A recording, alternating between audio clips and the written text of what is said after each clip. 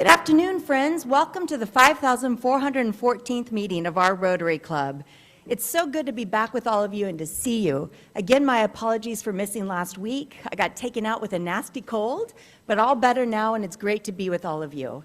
Special thank you to our amazing photographers and IT team for putting together the slideshow of the fun activities the prior week, and also, of course, to Suzanne St. John Crane for recording that wonderful video and singing karaoke song of We Are Family with the Rotary lyrics embedded.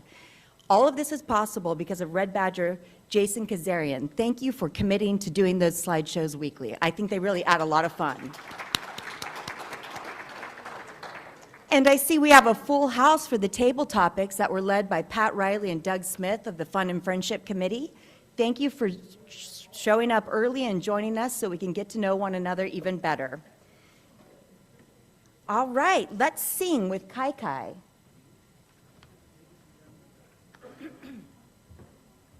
Please stand. We'll sing America the Beautiful. Oh, beautiful for spacious sky, for amber waves so green, for purple mountain majesty above the fruity plain. America, America, God shed his grace on sea, and crowns are good for brotherhood from sea to shining sea. Thank you so much, Kai Kai. Thank you so much. And of course, I was so disappointed to miss you last week, but all right, let's settle down. All right, class, let's settle down here. But I did take the opportunity to watch the video, and some of you may know that Kai Kai actually has a PhD, so she's Dr. Kai Kai. But Kai Kai, I wanted to congratulate you on achieving your 50-year dream of passing the 5 equivalency exams in English. It was a joy to watch you ring the bell, so we all applaud your heroic efforts and congratulate you. Thank you to our greeting line that was led by the Red Badge Committee, which is chaired by 3 people, actually, Steve Preminger, Matt Breaker, and past President Karen Sunanu Towery. It's always good to have that connection point. And now we are celebrating just one birthday today, and that's Steve Ladowitz. If he's here, happy birthday. And for those who are not celebrating today but this week, please be sure to say hello and give them nice wishes. Now it's time for our guest introductions. A gentle reminder that we will go clockwise. Please stand if you have a guest. And this will be led by Red Badgers Fred Buzo and Lorenzo Rios. Lorenzo, please take a moment to briefly introduce yourself. Hi there, my name is Lorenzo Rios. I'm a mechanical engineer and on the Rod Squad. So. And your baby, say something about your baby. Oh yes, and I have a wonderful baby who's going to be 1 year old next month on December 14th. So she's growing up so very fast. I got to hold that baby at the barbecue. Oh, it was wonderful. She's a cutie. Okay, Fred, where are you? Hello, everyone. My name is Fred Buzo. I'm currently wearing a couple of hats, doing some work at San Jose State University, and then also acting as a policy advisor for the San Jose City Council. Go Spartans. All right. Madam President, Richard Alejandro. With me today, I have a good friend. He is the past president for the Newark Rotary, by the way. Oh, wonderful. And he's an executive with Luther Burbank Savings. Marco Perez. Welcome, Marco. Love the 3-piece suit. All right. You want to make your way to our next clockwise guest introduction, please? Remember, we're going clockwise because it's easier for the people zooming in. So I see you. I see you, Maggie. We'll be there in a minute. Hello, Please. Madam President. Emily Rubalcaba, business banker, Bridge Bank. And I am pleased to introduce my colleague, Kayla Berkman, from our National Business Line Escrow and Payment Services.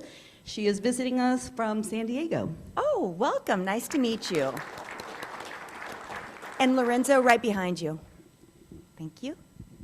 Hi, I'm Julia McCrae Goldsmith, Dean of Trinity Cathedral downtown, and I have one of my very favorite, although all my parishioners are my favorites, one of my very favorite parishioners, Dr. Ned Nix.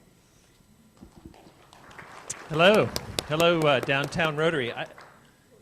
Perfect. Hello. Nice to meet you. Hello. I was hoping I'd see Candace here. So anyway, I am Ned Nix. I am an oral and maxillofacial surgeon educator at University of the Pacific and a proud member at Trinity Cathedral. You have this on your table, and we are celebrating our 160th year. We are the oldest church in continuous use in Santa Clara Valley, and we're on 2nd and St. John Streets Thank you here. so much. Yeah, come and see our church. I appreciate that. I don't mean to interrupt you so boldly, but that's out of practice a little bit, and we're on a tight timeline, so we'll look for further information We're on good. our tables. Thank you so much. Thank you, sir. Lorenzo in the back? You got to be bold as president if you're going to be on time. Christine. Hi, President Karen. Welcome back. We missed you last week. Thank you. Krista Salvo, Public Relations, and I'm pleased to introduce my longtime friend. We were public relations students at San Jose State University. Go Go Spartans. Spartans, and her name is Colleen Martell, and she heads up Martell Communications. Nice to have you. Maggie. Thank you, President Karen. My name is Maggie Padovani, Public Relations, Marketing, and I'm here to introduce a guest of actually Judge Arthur Weissenbrot, and his name, excuse me, his name is Scott Linder, and he's been here twice already, so please give him a warm welcome.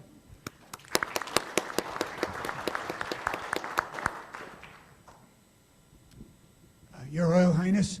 Oh, I love it. My Royal Highness is here again, Dr. Gloria Duffy. All right. And Bunny, do you, Lorenzo, Bunny has a guest too? Madam President, I'll just briefly mention Dr. Stephanie Greer, who I'll be introducing in a moment. She's our speaker. Her husband, Adam Caith, who's a product manager at Swiftly, which is a transit startup you might be interested in. Very familiar. And my third guest is Sharon Byers, who is the publisher of Modern Luxury San Francisco and Silicon Valley, and also on the board of Symphony San Jose. Thank you. Welcome. Nice to see you all. Come on up, Anna, for our mindfulness moment. And I want to take a moment to just briefly apologize to all of you. I am still not 100%, so I'm slightly tongue-tied. But I'd really like to thank my dear friend Anna, because our babies love each other, they're best friends, and they were trick-or-treating together. And by babies, I mean our 11-year-olds. And she looked at me last Tuesday night and she said, "Something's wrong with you. You look like two different people. Are you sick?" And the next morning I texted her, I said, "I think I'm sick, I need to miss Rotary." And she said, "You have permission. You can't fail the four-way test and expose people." Anna. So today, can everyone hear me? Last time I was told that everyone couldn't hear. Okay. Today, we are going to practice 3 breaths. Let's begin by taking a moment just to settle your body into a comfortable position. Invite a sense of ease and relaxation into the body, with the intention to bring awareness and alertness to the physical sensations of your body. Bring awareness to the sensations of breathing. Breathing through your nose or breathing through your mouth. And as you breathe, see if you can relax your belly and your chest, seeing if you can loosen any tension and soften any tightness. Allow yourself to breathe full, deep breaths, inviting a sense of ease into your belly and your chest as you let go of any tension. Drop your shoulders, soften your hands, and soften the muscles in your face. Just feeling a sense of ease as you breathe, noticing the physical sensations around your body, What does it feel like to be breathing in this moment? The sensations of each inhale and exhale. Today, we are going to practice 3 mindful breaths. Begin by taking a slow, gentle inhale, resting your attention on the sensation of air passing through your nostrils, filling your chest, filling your abdomen. Notice the inhale ends and shifts back through a gentle exhale. Notice the sensations in the body as the air passes back out. Rest for a moment and begin again. Long inhale, directing your attention to the sensation of the air as you breathe in. Long, slow exhale. Notice the sensations as the air passes out. Notice the air moving in and out. Wonderful. What did that feel like? Was there a sense of ease or a sense of trying to do it right? It's okay if it felt boring. It's okay if it didn't feel right or you felt like you didn't get it right. But I invite you to practice again and again. Thank you. Thank you for that reminder. That's awesome. I wish I could channel her every day. That's such a wonderful respite. Thank you, Anna, so much. Rod, come on up. We've got our next introduction to somebody in the Rod Squad. And you come on up too, Ahmad.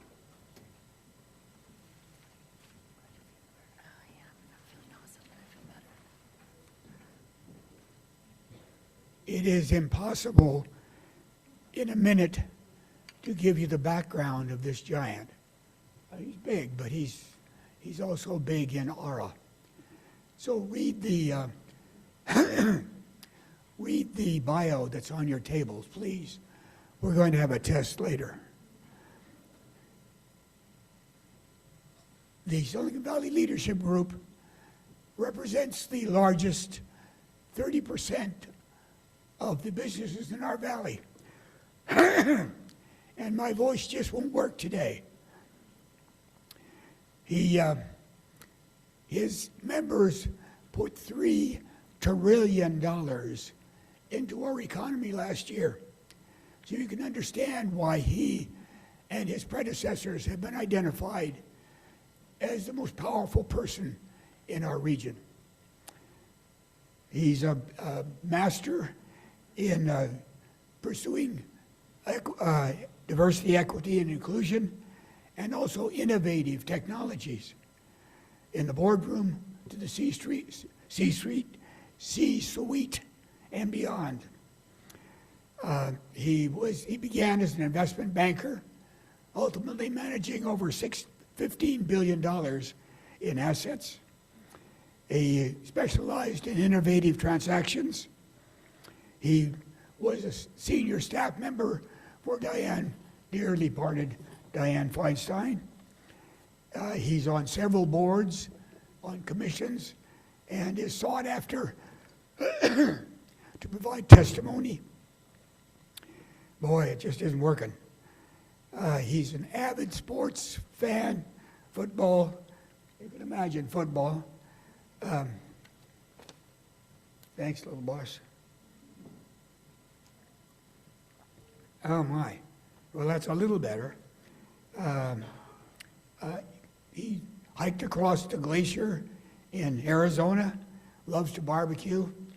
His wife, Rena Thomas, Dr. Rena Thomas, is Associate Dean of the Stanford University School of Medicine and a researcher as well as a clinician.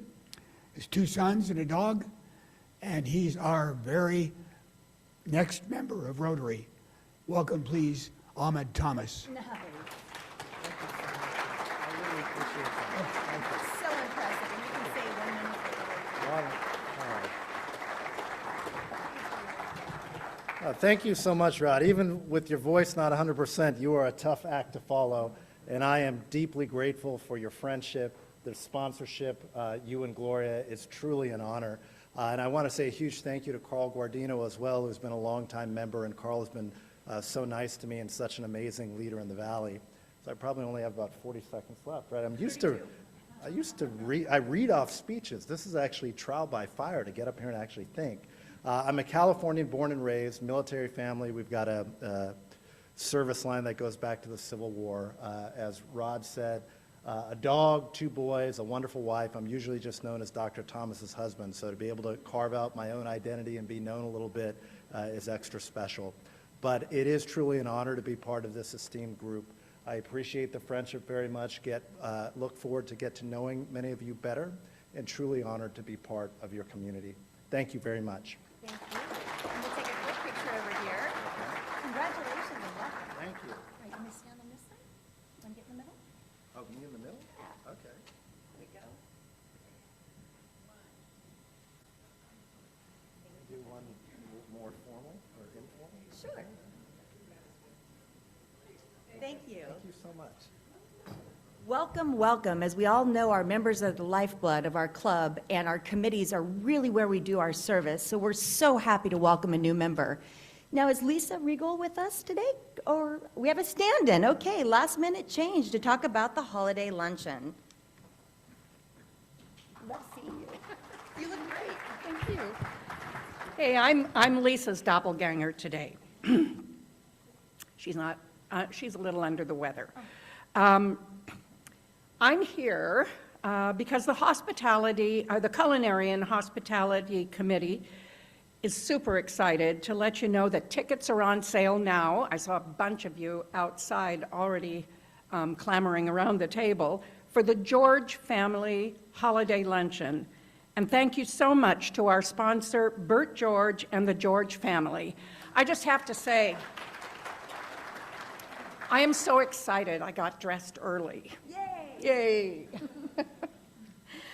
This wonderful holiday luncheon, for most of you who have been able to attend, will include fine wines from Joseph George Wines, a table served, 3-course meal catered by the awesome Le Papillon restaurant, and it will feature great classical holiday music by Symphony San Jose. Don't miss this part. Mixing and mingling starts at 11:15. Eat, drink, be merry. Purchase your tickets online using the QR code on the flyer on your table, or buy them at the table in the lobby today.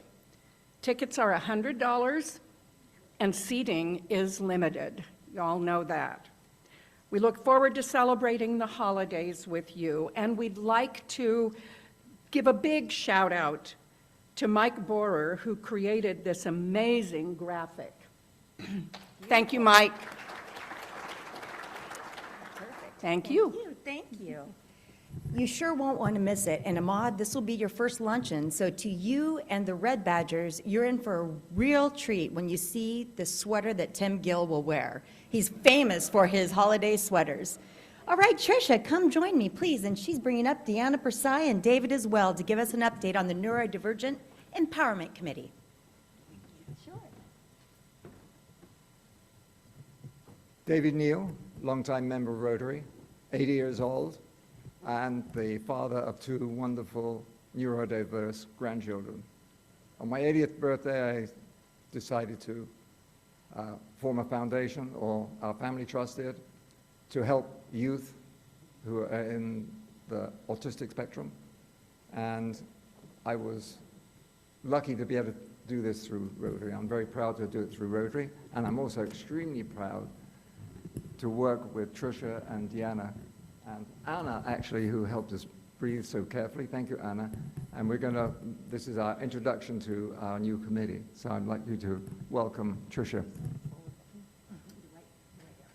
Excellent. Thank you, David. So very quickly, we want to run you through this exciting new committee that we formed this year. It took us a long time to figure it out, but we are called the Neurodivergent Youth Empowerment Fund. We feel like that hits all the marks that we're looking for. You will notice that we are interested in storytelling and neurodivergent inclusion. We are going to be modeling ourselves, as some of you know, after the Weimers Committee. The idea here is we want to grant unrestricted grants to autistic creatives. In the first couple of years, we're really going to focus on the autistic community. We are open to expanding it to other neurodivergent communities. Everybody on the committee is touched in some way or another. Many of us have family members. Many of us work in the community. So we really want to be as expansive as we can. But for the launch, we really want it to be kind of specific. We are working with autistic folks to help get this thing off the ground. We have a saying within our committee, which is nothing about us without us. So as a starter, you'll see we've developed a logo with Emma, who's a 20-year-old autistic graphic designer who came to us through Deanna and the College of Adaptive Arts. So from the ground floor, we're working with the community. We've already launched several parts of it. We launched our social media. There's a QR code on the flyer. I hope you'll all follow us on Instagram. And again, it's going to be modeled after Weimers, so we're designing the application. We're going to open it up to autistic creatives. We're going to do a work-along workshop or series to help folks know how to apply. And we hope to give the first round of grants in 2024. That's the QR code. Please scan it and follow us. We're looking for folks to join the committee if you're interested. Thank you. Perfect. Thank you. Love that. Oh, thank you so much. I swooned a little bit because she started her timer. And if you know anything about me, that delights me. So for those of you who may not be familiar, when you're talking about neurodivergency, it refers to a person whose brain processes information in a way that's not typical of normal individuals. Autism, which falls under that umbrella, is a very misunderstood diagnosis. And unfortunately, 85% of adults in America who have autism are unemployed. But what the 2023 scientific research shows us is that people who are neurodivergent bring 5 very specific strengths to the workforce. That includes being creative, flexible, and having out-of-the-box thinking, having strong observational skills and attention to detail, having excellent math skills, being able to identify patterns, and really staying focused for long periods of time where we may not be able to do so. So very rich opportunities here. And David, your generosity is just amazing. Thank you to our committee, just wonderful. Congratulations. All right, a reminder that we have the Veterans Day Parade led by our Military Care Committee this coming Saturday. Thank you, Catherine, for leading that effort.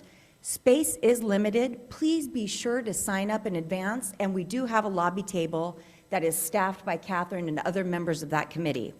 Now, something super exciting has just happened, which this committee is also partnering on an initiative that's being driven by Brad Barron's vision, and that's Wreaths Across America. It's a nonprofit, and it's an effort to make sure that our veterans are honored at the holidays.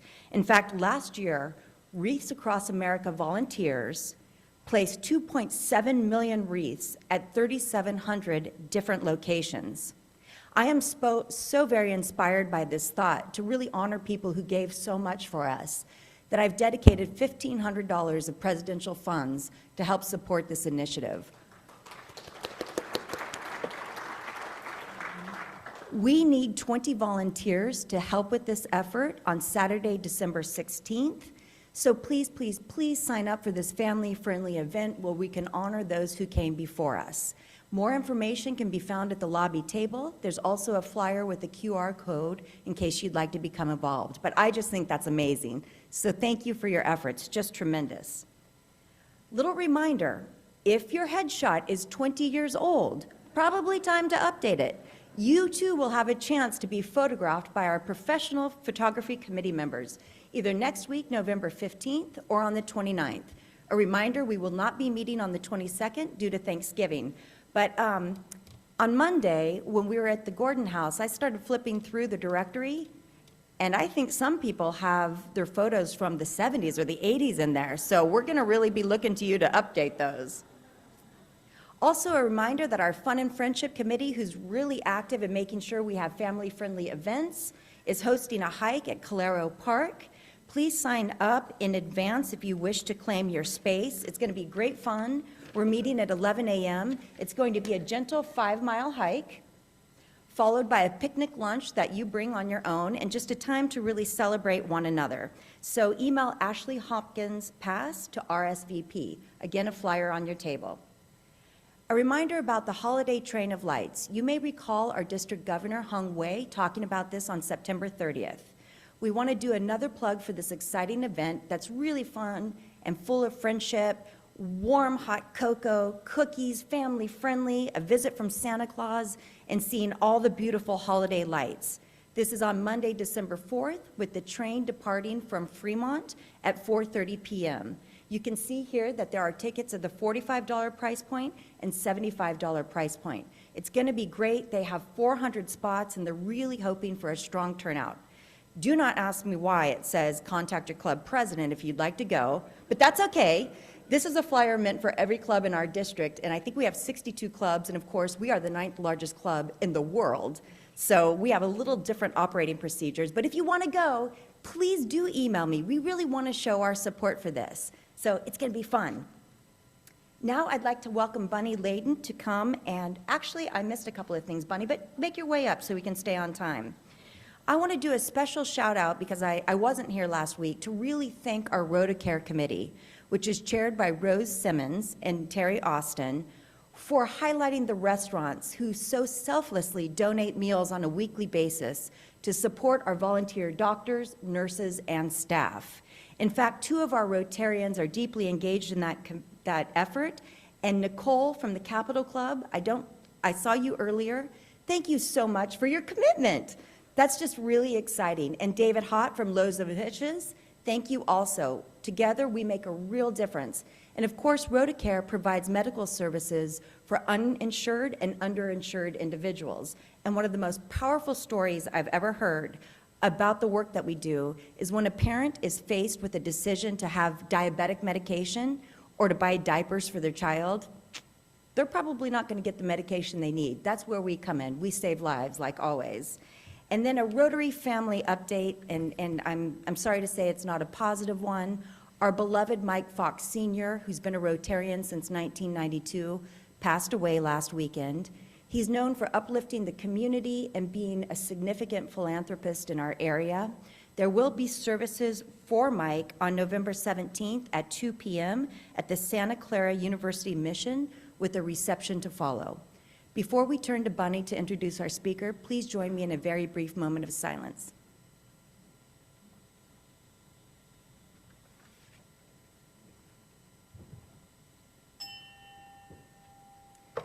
Oh, it's always hard. Okay, Bunny, take it away. Let's talk about mental health. Thank you. Okay, when President Karen Philbrick took over the San Jose Rotary reins in July, she declared that her year would focus on family as well as mental health. In a recent article in Rotary International, you might have read that President Gordon McNally said Rotary International is prioritizing projects that support mental health, and he also stressed the power of people performing acts of kindness for one another. Our Rotary District Governor, Hung Wei, recently talked to us and shared the story of her daughter's suicide and reminded us to take time to be kind and supportive to each other. So with all this focus on mental health, the program committee could find no better person to speak to us than Dr. Stephanie Greer. Dr. Greer is the founder and CEO of Akin Mental Health, whose goal is to improve the well-being of families affected by mental illness. Dr. Greer received baccalaureate degrees in cognitive neuroscience and computer science from Brown University and a PhD in neuroscience from UC Berkeley. I had the privilege of working with Dr. Greer several years ago when we were both on Apple's health team. At that time, she was researching and advocating for sleep features on iPhone, which some of you might be using. Dr. Greer's personal experience with mental illness in her family fueled her passion to help others learn how to support loved ones who are struggling with severe mental illness. It's this passion that led her to start Akin Health. Please give a warm welcome to Dr. Stephanie Greer.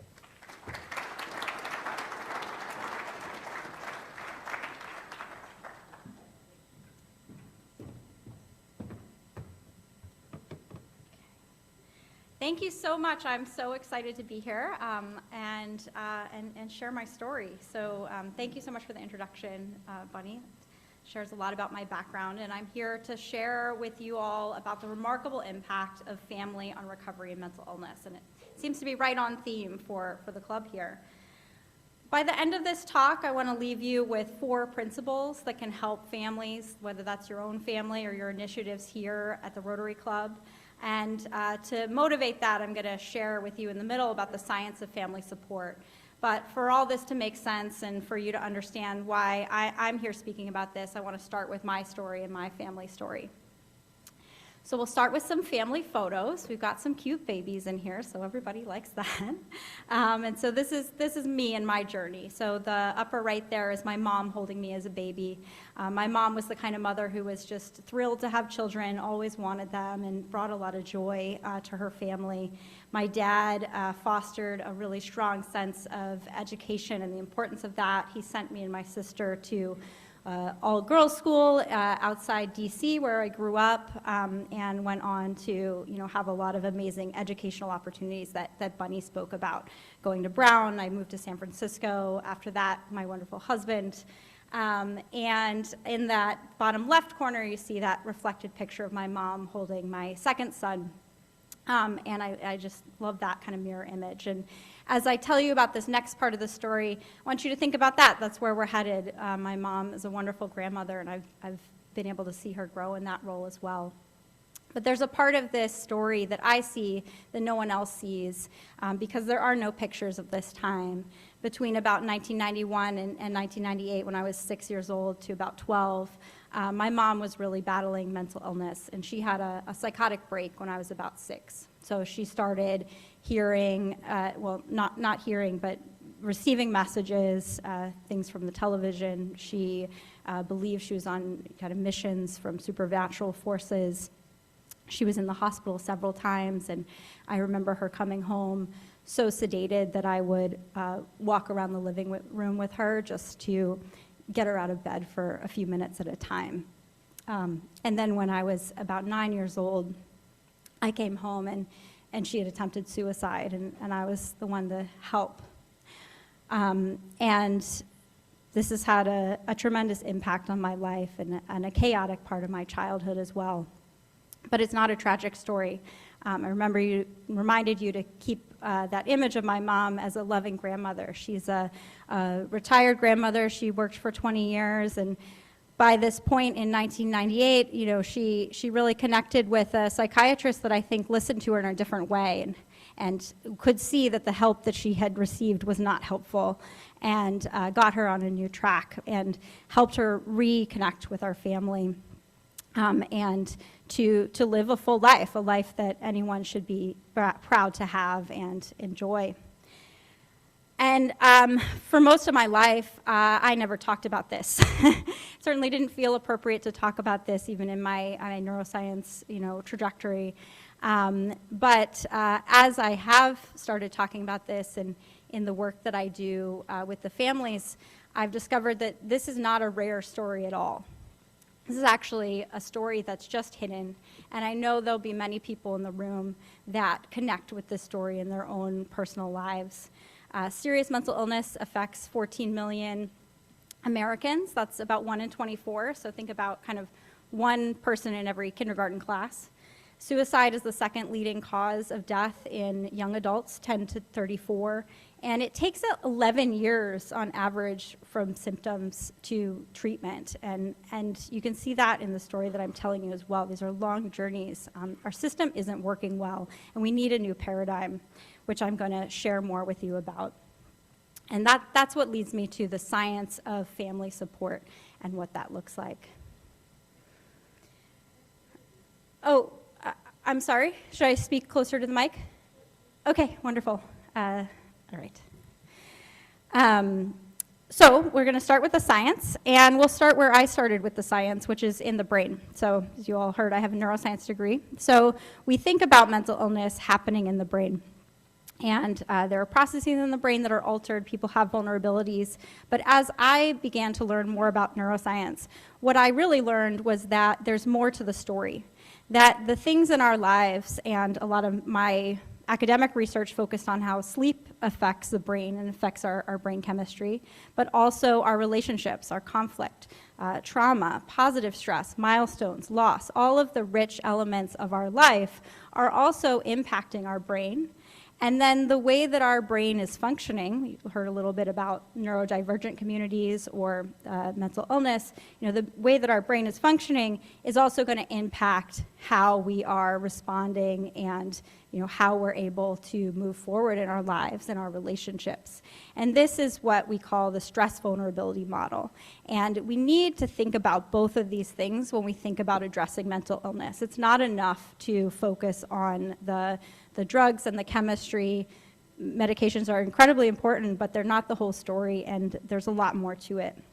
And as we think about how we make progress in our lives, our families have a remarkable impact. This is where we learn, and this is where our relationships are that are important to us. And so the interaction there is incredibly important to the trajectory of whether people have a prosperous life with mental illness or whether there are extended risk factors and things deteriorate. And so family is very important. The system today typically excludes families. So we think about having a loved one with mental health challenges, with mental illness, and we think, well, what we need to do is get that individual over to the professionals.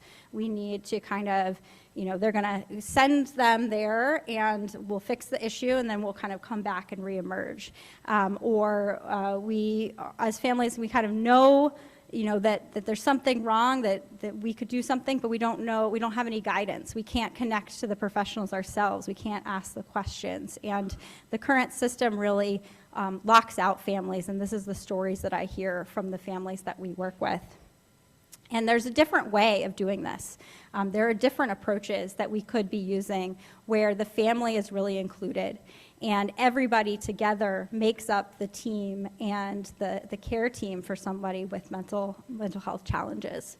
I'm going to call these collectively family approaches, and there's many different ways that these have been researched, but the basic foundation is that everyone is working together, and we recognize that families might need to make some changes in the way that they respond, the way that they listen, the way that they support.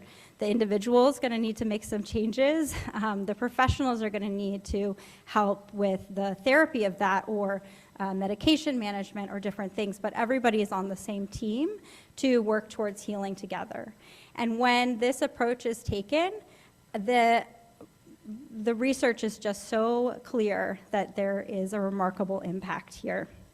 And so I'm going to highlight a couple, this is some of the aims of family approaches to kind of clarify that further. So, getting everybody on the same team, recognizing that everyone has needs, including the family, reducing conflict, improving problem solving, building empathy and understanding, and improving communication skills and mindsets in the family.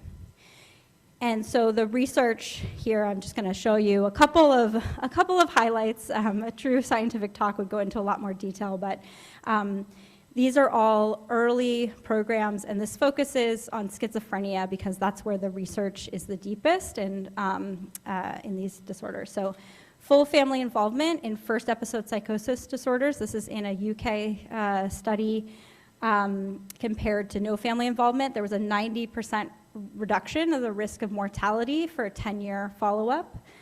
The middle is a meta-analysis. So this is actually a collection of dozens of studies that have occurred all over the world for the last few decades. And they compared different approaches to reducing hospitalization. And family approaches for schizophrenia was the #1 at reducing relapse. And the reductions were 50% on average compared to treatment as usual. And the third point is open dialogue method. This is has substantially more to it. They really, in Finland, in a particular area in Finland, completely changed the entire mental health system so that it was responsive to the family and always including the family perspective, along with a few other changes. And this is where the data is kind of most remarkable, where 80% of people with a first break were seeing substantial recovery, things like going back to work, employment, where in the US we almost see the opposite. And so these studies, I invite you to look more into it, because there's certainly more in the details, but they show the power of this approach and how important it is to include all perspectives. Despite the research, isolation is still the norm.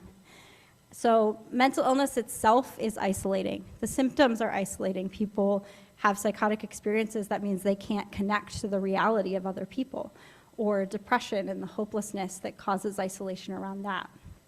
But there's also a culture of isolation. We are told to stay out of it. We feel like there's these cultural messages that someone's mental health is their personal business, and we aren't invited to engage. That's kind of part of the culture that we're living in.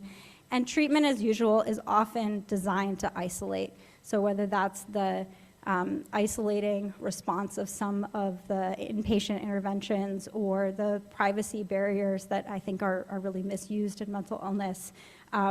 And we need to fight against this, and that's really my call to action, is to try to change the paradigm, so that if you're working in mental health and you see isolation happening, that's the bad guy.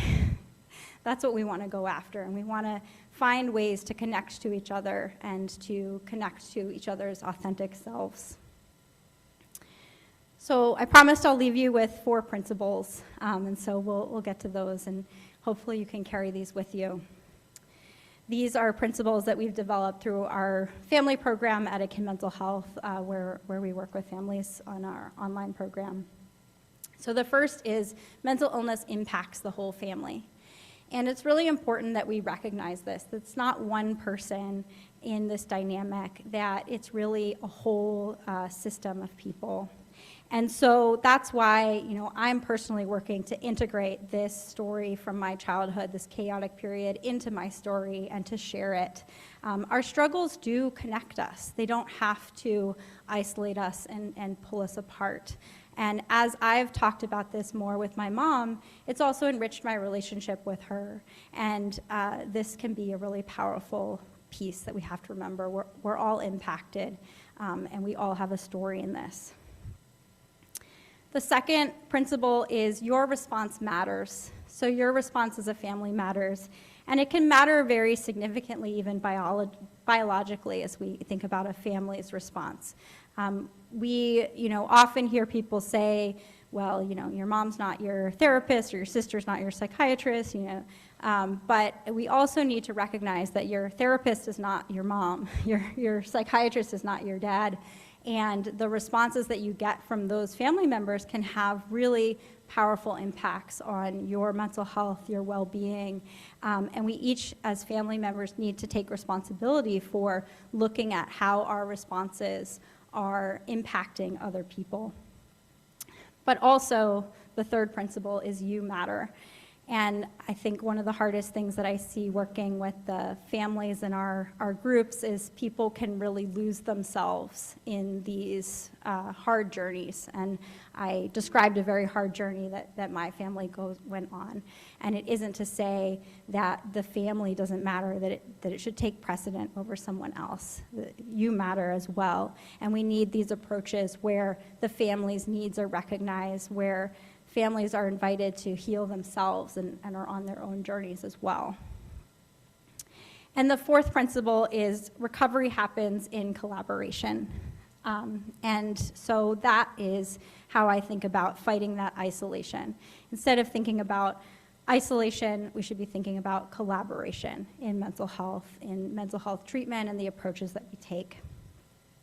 Recovery isn't always a term people are familiar with, so the SAMHSA definition is kind of good enough, a process of change through which individuals improve their health and wellness, live self-directed lives, and strive to reach their full potential. So this isn't about an ending or a stopping of everything, but something that is helping you to live your full life and move on with your life. So, while my mom has, achieved a very significant recovery. She, lives a full life. She's also taking medication and seeing a doctor and these things along the way, and that's part of recovery as well. And we need to tell more of these stories because recovery really happens. And so this is a project that I'm working on with Authority Magazine, where we're interviewing individuals with bipolar disorder and schizophrenia. Very amazing journeys that I invite you to follow. And these are all individuals who are sharing their stories and talking about how we can move forward and live all different kinds of lives, because this touches everyone from every different type of situation.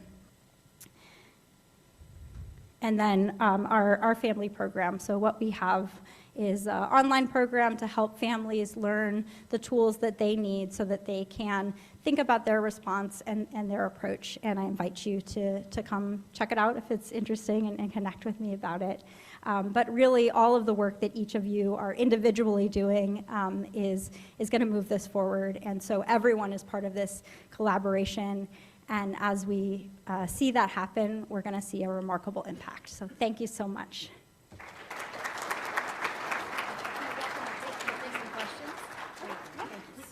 You had a time or two?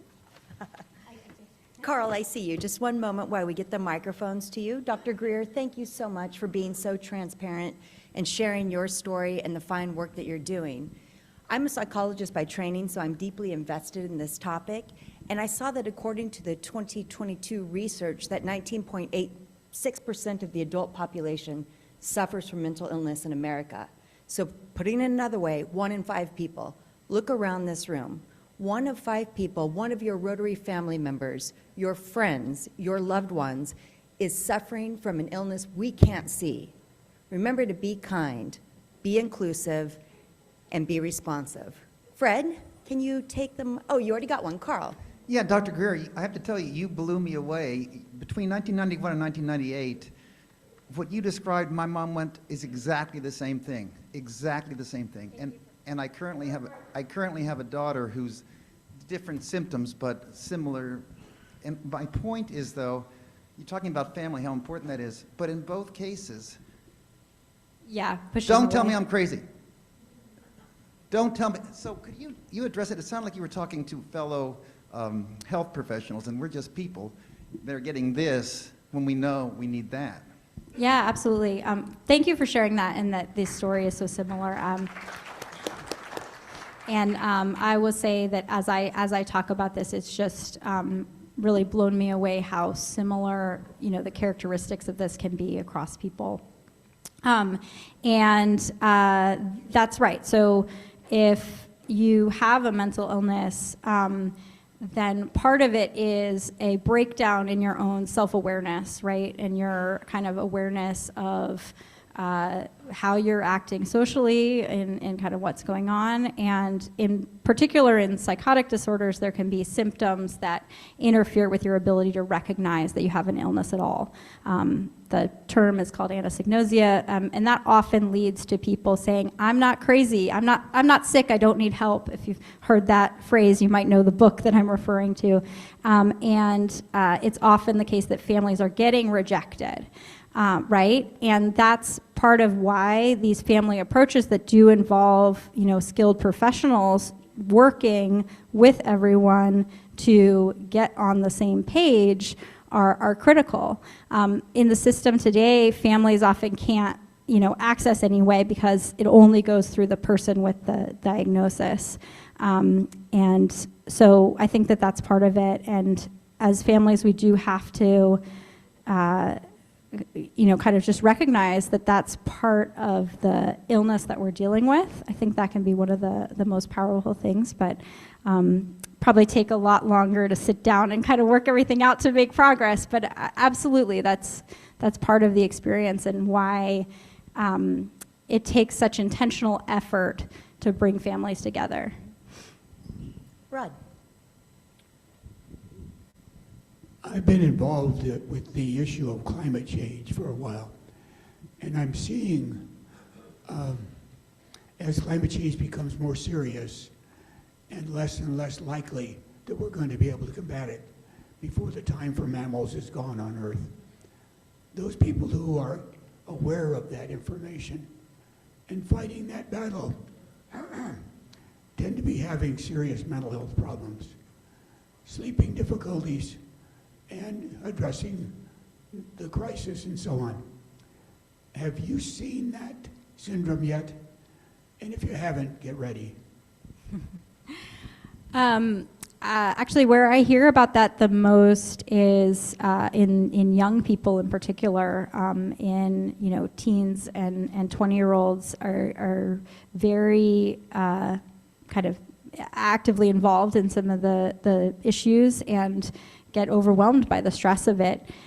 Any mental illness is going to, so that stress vulnerability model that I'm talking about, your brain has a vulnerability and then you're reacting to the stress in your life. And so climate change is a very significant stress in a lot of people's lives and what they're trying to fight against, or just the stress of fires and hurricanes and tragedy that come with that. And so we should expect that would interact with those vulnerabilities and cause more hopelessness and even suicidality or other things. And psychosis can be a symptom that responds to stress like those other symptoms as well. Hopefully that answers your question. I'm not totally sure. And I have sure, to drop but a little yeah. transportation fact along with the mental health piece, which is transportation is the largest contributor to greenhouse gas emissions globally. We know that schools and lower income people who are particularly surrounded by high pollution rates in GHGs have higher incidences of asthma, central nervous system disorders, and mental health concerns. So you're spot on with the research data that's available in transportation and psychology, Big Boss. Yes. So since I'm clergy, I feel like I can have the liberty to say I felt like God was speaking to me today. Oh, thank you so much. In two ways. I have a autism spectrum son who exercises his core nerd by teaching high school physics and is part of the core creative team at Burning Man. So I want to connect. But I'm also the court-appointed guardian to a mentally ill adult sister. And it's a mess. I mean, I'm telling you what you just told us, but I want so badly to work with her clinicians and healthcare professionals. And I feel like even though I'm already the court-appointed guardian, I feel like it's a legal fight every time I want to be in communication with them.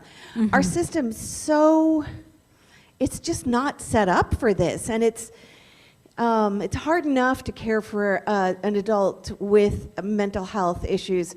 And to add on to that, the argument over HIPAA every time is just, it undermines our ability to treat each other with gentleness and encouragement and care. Absolutely, and thank you so much for sharing that. It really helps to have that kind of personal perspective from your point of view too. And HIPAA so that's the privacy laws that protect our medical records for our own privacy, and they're just not applied in mental health the same way they're applied in physical health. Someone has a cancer diagnosis, you don't say, oh, I'm never going to tell your wife about this. You're like, well, let's have a meeting with the family and discuss what the treatments are. And this is happening all over medicine all the time, and the fact that this is so excluded in mental health, and I didn't talk about, there was a manic episode that my mom had later in life that I was involved in as a family member, and I had people hang up the phone on me. We had an appointment where my mom said, I want my daughter here, which was my sister, but they said no. It's not just the regulation, it's the culture. And some of what I hear from therapists who I they're doing God's work in their own way too, but some of what I hear from them is my training never prepared me for any of this. I didn't know how to do this. And when you've got a lot of people in the room with a lot of emotions, which might be somebody with a diagnosis, or the people with the emotions might be the family members that are angry, it's easier when you can kind of get to one person. So it's a cultural shift, and it's something that we really need to bring awareness to. Absolutely. Larry, last question. Very enlightening presentation on the importance of family in the full treatment. My question is, what happens if the patient, if you will, doesn't have the kind of family support that you talked about? Yeah, statistically that makes it harder. So having family support is called a protective factor. So it's one of the factors that would predict recovery versus deterioration. And so not having family support is just makes the journey harder. But I don't want to be exclusive about what family means. I think that everyone has someone in their life that cares about them in some way, and that's the kind of family that I'm talking about. So, and there's certainly people with mental illness who have been abused, and that's part of what has happened, and maybe they've even been abused by their parents or their family members. I'm not talking about trying to repair those relationships, but to lean on the people in your life who see you for who you are, who love you, who want to help even when you don't want to help yourself. And I do think that the vast majority of people have someone in their life like that. The chosen family, what my whole theme is this year, is also another way of saying the same thing. You rely on those in your connective circle, that whether they're chosen or the family you're born into, for success. You were phenomenal. You touched us emotionally. You gave us content-rich, actionable items. Dr. Greer, I'm not looking at you because I have to be in the microphone, but we've made a donation to Loaves and Fishes in your honor. And thank you so much for taking the time to be with us. Thank you so much. And we'll take a quick picture. Oh, I always forget, so I have to be reminded. Thank you so much. Thank you. And I just want to draw attention to one of the facts that she put up on her slides in case you missed it. The second leading cause of death in 10 to 34-year-olds is suicide. Think about that. That is an enormous number, and it's never too early to start having open dialogue about emotional well-being and mental health, even with your 10 and 11-year-olds. Oh, that always gets me emotional. Okay, next week we're going to have our Thanksgiving program when we hear from Rotarians about what they're grateful for. It's a quick 2-minute snapshot into each person's life. It's going to be a great time. Please be sure to join us. And unfortunately, Irvie Smith, one of our Rotarians, is sick with COVID right now. So that sucks. But she has 2 VIP tickets to the San Jose State against Fresno State. Go Spartans! Football game with VIP parking for this Saturday, November 11th, that she's offering for free to anybody who's interested. So if you'd like to go to and by the way, I'm a Bulldog. That was my first alma mater, but I'm a Spartan now. If you're interested in claiming these tickets, please reach out to either Leslie or to Irvie to claim that spot. It should be a really good time. Oh, I just messed up with my screen here. Now, in my final thought for the day, taking the time to reflect isn't just looking in the mirror. It's seeing beyond the image to recognize your strengths, address your weaknesses, and engineer your success. Love you all. We'll see you next week.